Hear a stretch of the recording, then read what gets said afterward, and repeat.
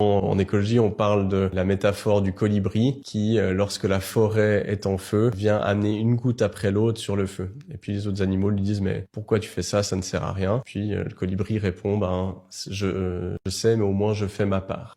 Ça c'est quelque chose qui est souvent utilisé, qui est attribué à Pierre Rabhi, sauf erreur, et je pense que c'est un bon moyen de réduire notre dissonance cognitive par rapport à ça. Puis finalement, c'est d'éviter la rationalisation.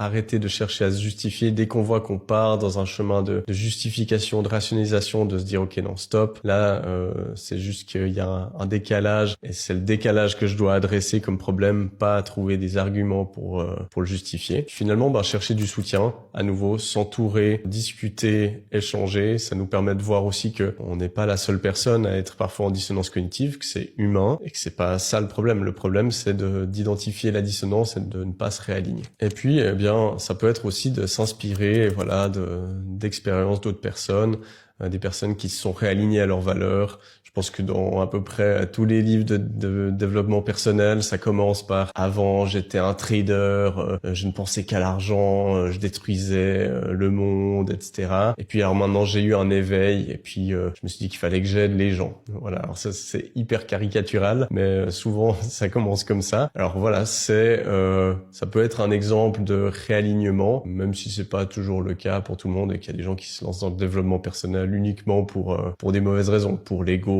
pour paraître bien, pour se donner une bonne image ou pour gagner simplement de l'argent. Voilà, j'espère que cet épisode vous aura plu, qu'il vous aidera à apaiser ce malaise mental dans lequel vous pouvez vous trouver.